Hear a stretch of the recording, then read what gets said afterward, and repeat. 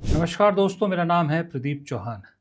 दोस्तों, ये पंचायती राज चुनाव तो यूं लगता है कि सरकार के गले में मरे हुए सांप की तरह लटक गए हैं। एक आखिरी उम्मीद थी सुप्रीम कोर्ट से, वहां भी थोड़ा सा झटका ही सरकार को लगा, क्योंकि सुप्रीम कोर्ट ने भी 31 मई तक पंचायती राज चुनाव निपटाने को सरकार को निर्देश दे दिए। बस 1 महीने की राहत मिली है।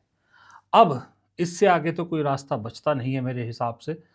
अब सरकार को पंचायती राज चुनाव तो निपटाने पड़ेंगे, लेकिन ये पंचायती राज चुनाव, पंचायत चुनाव जो हैं वो आसान नहीं है।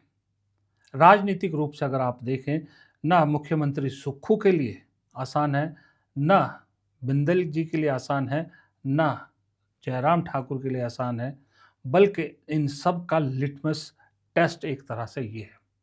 इस वक्त मुझे ऐसा लगता है कि सुखविंदर सिंह सुक्खू अब दोहरे दबाव पर है, डबल प्रेशर है उन पर, और बिंदल पर भी डबल प्रेशर होगा। वो प्रेशर एक है स्टेट का और एक है राष्ट्रीय प्रेशर। अब इन दोनों दबाव पर बात करने से पहले एक मोटा मोटा आंकड़ा आपको बता देता हूं कि पंचायत चुनाव जो होने हैं प्रदेश भर में, इस वक्त 3577 पंचायतें हैं जिनमें चुनाव होने हैं। 90 पंचायत समितियां हैं, 71 शहरी निकाय हैं और 11 जिला परिषद है। ये पंचायत चुनाव 2026 का जहां जहां चुनाव होने वो ये हैं। इसके अलावा कुल मतदाता प्रदेश भर में 55,19,000 से ज़्यादा हैं, और खर्च सरकार का दावा है कि करीब करीब 100 करोड़ का खर्च आएगा, और इन चुनाव को निपटाने के लिए तकरीबन 55,000 कर्मियों की ज़रूरत है। इन्हीं चीज़ों को देखते हुए सरकार ने नेचुरल डिजास्टर एक्ट का हवाला देते हुए चुनाव टालने की कोशिश की थी। लेकिन क्या ये सिर्फ इसी चीज़ का जो आंकड़े जो दिए हैं, जो सरकार दावा कर रही, यही वजह थी चुनाव आगे कराने की, या इसकी कुछ राजनीतिक वजह भी है चुनाव को आगे खिसकाने की कोशिशों की? आर्थिक या सर जो इस वक्त प्राकृतिक हालत प्रदेश की है, उसको अगर आप छोड़ के राजनीतिक परिदृश्य में से देखें तो आपको समझ में आएगा कि वाकई में मुख्यमंत्री पर पंचायत चुनाव को लेकर कितना दबाव है और क्या दबाव है। राजनीतिक दबाव की बात करते हैं। राजनीतिक दबाव है कि सुक्खू जी ये जानते हैं, कोई भी क्या, सुक्खू जी क्या, सभी राजनीतिक दल जानते हैं ये बात, कि जो पंचायत चुनाव होते हैं ये ज़्यादातर कहा जाता है कि सरकार का सेमीफाइनल होता है, चुनाव का सेमीफाइनल होता है, या सरकार की जो नीतियां हैं उसका मैंडेट होता है। इन पंचायत चुनाव, निकाय चुनाव से ज़्यादातर अंदाज़ा हो जाता है कि जब विधानसभा चुनाव होंगे तो हवा का रुख किस तरफ है, और यही चीज़ इस वक्त सुक्खू जी के लिए परेशानी है, क्योंकि 3 साल की सरकार उनकी हो चुकी है कंप्लीट।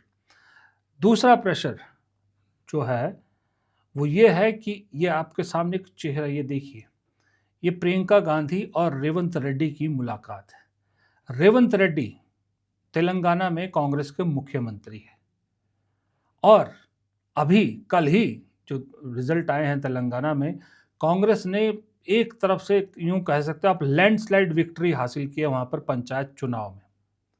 इससे कुछ दिन पहले केरल में, जहां विधानसभा चुनाव होने हैं 1-2 महीने 3 महीने के अंदर, वहां पर लेफ्ट की सरकार होने के बावजूद कांग्रेस ने एक तरफा जीत दर्ज की पंचायत चुनाव में। अब इन जीत के सिलसिले को दोहराने का प्रेशर हाईकमान की तरफ से सुखविंदर सिंह सुक्खू पर रहेगा, और विनय कुमार पर भी रहेगा, क्योंकि पार्टी, कांग्रेस पार्टी एक चीज के लिए तरस रही है, वो है कि कहीं से जीत की खबरें आए।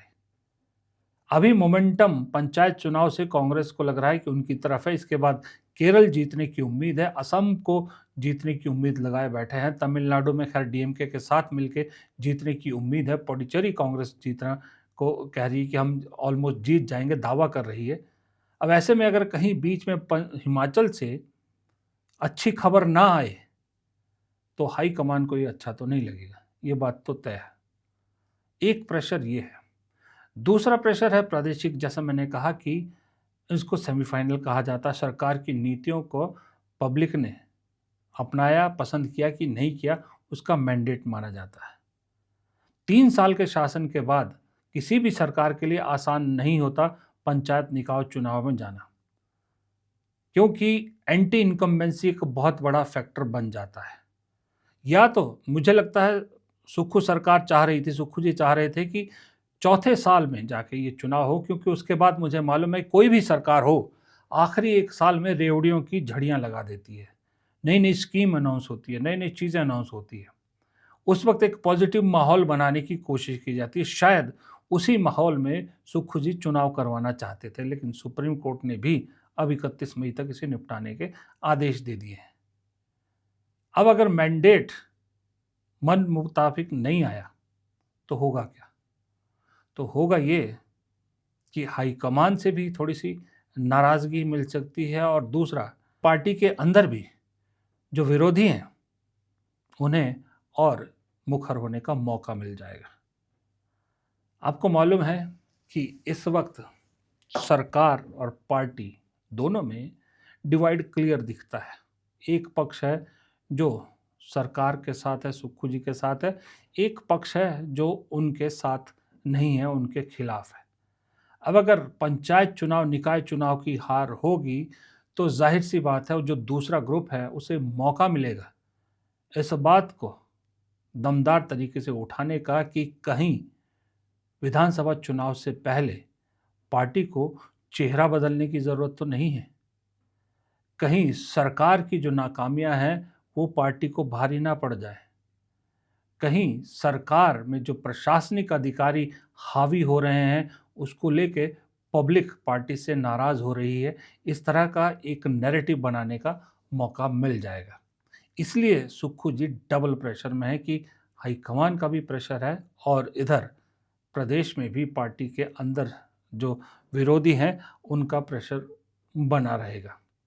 दूसरी तरफ जो बीजेपी है वो हालांकि इस फैसले का स्वागत कर रही है और पुरजोश तरीके से चुनाव लड़ने के लिए आतुर दिख रही है, लेकिन आसान वहाँ भी नहीं है। राजीव बिंदल का भी ये लिटमस टेस्ट है, क्योंकि वहाँ भी राजीव बिंदल के भी बीजेपी में कोई सारे दोस्त तो नहीं हैं, विरोधी तो उनके भी हैं, और अगर बीजेपी को इन पंचायत चुनाव में कहीं हार का सामना करना पड़ गया तो बिंदल की कुर्सी पर भी खतरा तो मंडराएगा। बिंदल के भी तलवार सिर पर लटक रही है, इसलिए पूरा जोर बिंदल जी भी लगा रहे हैं। और इधर जयराम ठाकुर के लिए भी ये दोधारी तलवार है।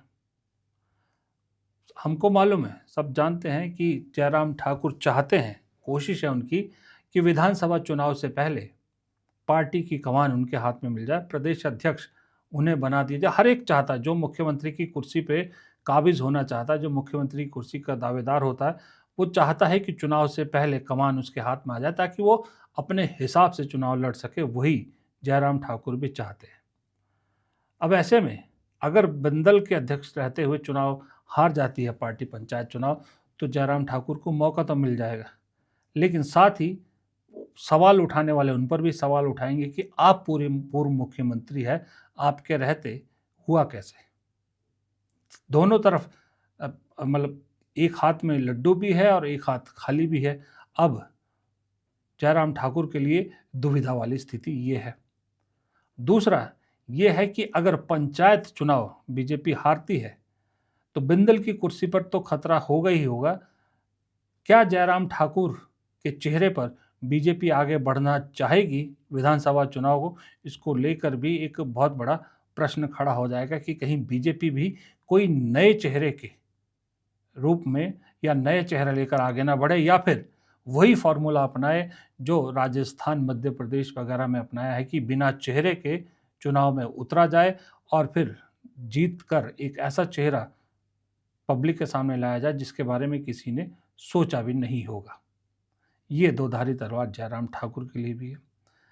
इधर सत्ता में विक्रमादित्य सिंह या वीरभद्र सिंह के परिवार के लिए भी ये लिटमस टेस्ट है। एक तो लिटमस टेस्ट ये है कि उनको अपने इलाके में, जिन्हें वो कहते हैं कि यहाँ वीरभद्र सिंह के नाम पर कांग्रेस को वोट मिलता है, उन जगहों पर परफॉर्म करना, अच्छा परफॉर्म करना बेहद ज़रूरी है। वरना उनके जो दावे हैं उनको कमज़ोर करता है अगर पार्टी वहाँ अच्छा नहीं करती है।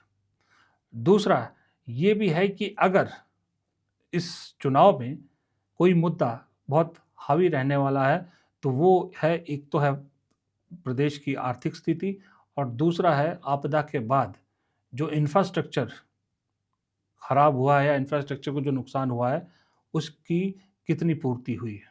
और इसमें एक बहुत अहम रोल है सड़कों का। सरकार ने कोर्ट में ये दावा किया था कि बहुत सी सड़कें अभी नहीं बनी हैं। तो पीडब्ल्यूडी मिनिस्टर कौन है? विक्रमादित्य सिंह। तो कहीं ऐसा ना हो कि बहाना मिल जाए सुक्खू कैंप को कि धार का ठीकरा विक्रमादित्य सिंह के सिर फोड़ा जाए, या उनकी तरफ से जो आए दिन बयान दिए जाते हैं जिससे सरकार अनकंफर्टेबल होती है उस पर ठीकरा फोड़ा जाए। तो दावे सबके हैं, लेकिन दाव पर भी सबका सब कुछ लगा हुआ है।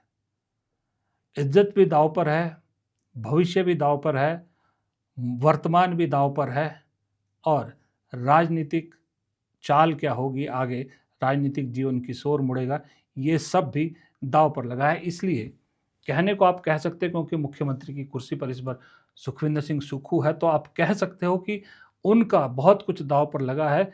लेकिन अगर आप ध्यान से देखेंगे तो औरों का भी काफ़ी कुछ दाव पर लगा हुआ है। इसलिए प्रेशर तो सब पर है कि इन पंचायत चुनाव का नतीजा क्या होगा। इसलिए मुझे ऐसा लगता है कि ये पंचायत चुनाव, निकाय चुनाव विधानसभा चुनाव से भी ज़्यादा इंटरेस्टिंग होने वाले हैं। फिलहाल इस वीडियो को यहीं ख़त्म करता हूँ। वीडियो आपको पसंद आया तो लाइक कीजिएगा, शेयर कीजिएगा दोस्तों के साथ। कमेंट बॉक्स में आप भी अपनी राय ज़रूर रखिएगा। अगर आप फेसबुक पे देख रहे हैं तो हमारे चैनल को फॉलो करना मत भूलिएगा, और अगर आप यूट्यूब पे देख रहे हैं तो गुजारिश है कि चैनल को सब्सक्राइब करते हुए ज़रूर जाइएगा। नमस्कार।